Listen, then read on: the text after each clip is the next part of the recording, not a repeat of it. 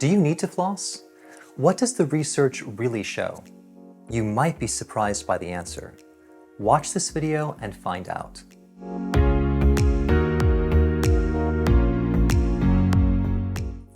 Flossing is one method of interproximal cleansing, a fancy way of saying cleaning between your teeth. It is one of the oldest methods for doing so, dating back to the 1800s, when it first became commercially available. But does flossing actually work? Well, here's the issue. Flossing from a research perspective has never been sufficiently studied.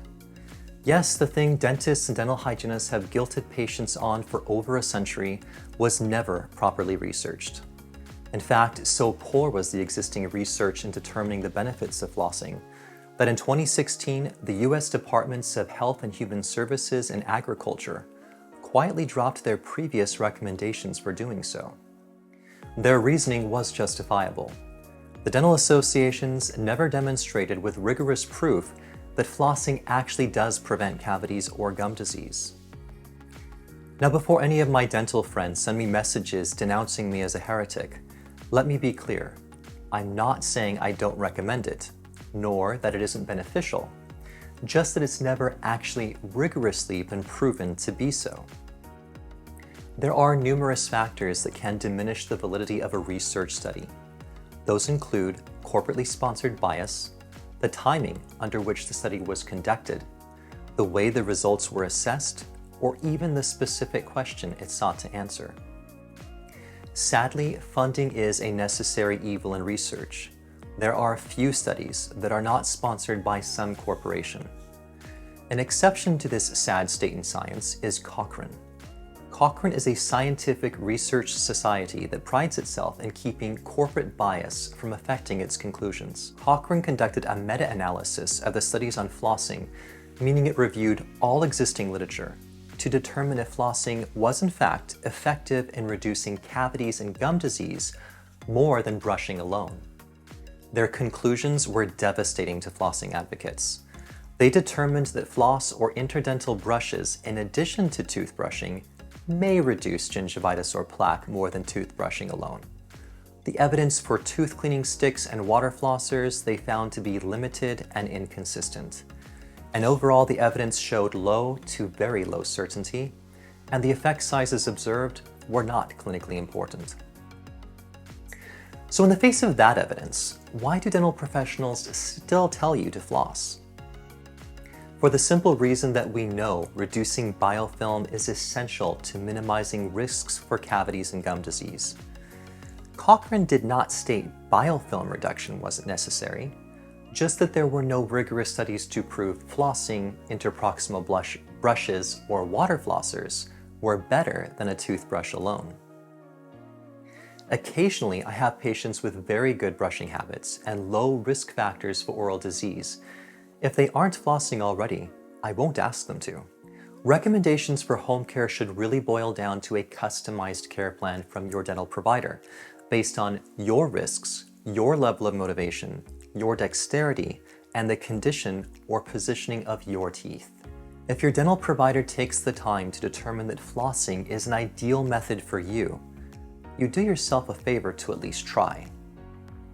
So let's get down to it. How do you floss correctly? First, I'll show you the correct way, and then I'll give you two negative demonstrations. Take about a shoulder's width amount and wrap it around your middle fingers, leaving 6 to 8 inches between them. This allows you to use your index finger or index finger and thumb to guide you. Holding the floss this way gives you the ability to reach to the back of your mouth and also quickly adjust to a fresh area along the floss if it should fray or have too much debris on it. Gently work the floss between your teeth until you're just under the contact point, the point where the teeth are tightest. Adapt the floss to the tooth using a C or reversed C shape, and then use a back and forth wiping motion, going just under the gum line. When you're finished with one side, come back up and wipe the tooth adjacent. For the back teeth, this C-shaped motion becomes a pull forward and wipe, push backward and wipe. The key point to remember is that you are wiping the sides of your teeth. Now for the negative demonstrations, what you should not do. Don't just pop the floss in and out. This might dislodge a stubborn piece of food, but it won't clean the sides of your teeth.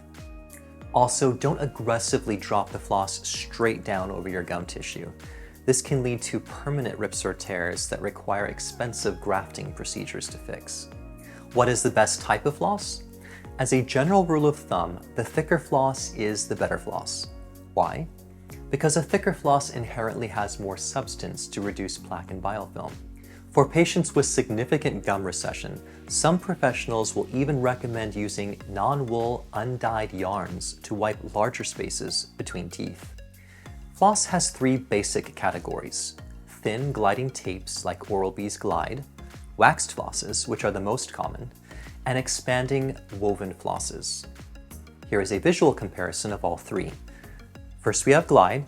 It resembles Teflon tape you might find in your local hardware store. Secondly, we have standard waxed flosses. Thirdly, we have a variety of expanding woven flosses. Unless your teeth are unusually tight, I always recommend using a woven floss. Unfortunately, there are very few woven flosses on the market, and even fewer available in stores. Why? Suppliers are in the business of making money. They provide what people are more likely to buy, not necessarily what is best. If their marketing research shows the public is more interested in a fast and easy-to-use floss, that's what they'll sell. Many flosses advertise their ease and speed of use, not how well they clean your teeth. Remember, these companies are for-profit businesses. Their interests are in selling product, not necessarily your oral health. Among the woven flosses, there are two advantages for using one of the charcoal-infused ones. First, they create a great visual contrast of the plaque against the floss, making it really obvious how much it's actually doing. And secondly, because it reduces biofilm a bit better, it's also able to reduce some of the yellow staining you'll see accumulate between professional cleanings. If you'd like to try them, I have the links to the products below.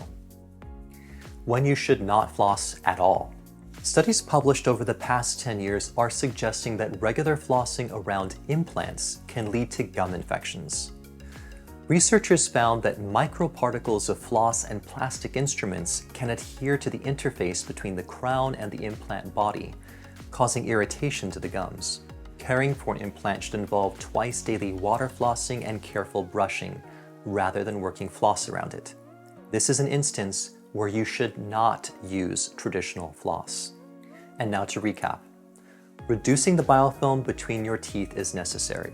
I don't care how you do it, as long as it's effective for you. If you are using a floss, get the thickest appropriate for your teeth and use a wiping motion. Be thorough but gentle when flossing. If you have implants, braces, or bridges, use a water flosser rather than traditional floss. If you found this video helpful, I would really appreciate you hitting those like and subscribe buttons below so that I can reach more people in Google's algorithm and hopefully help more people smile.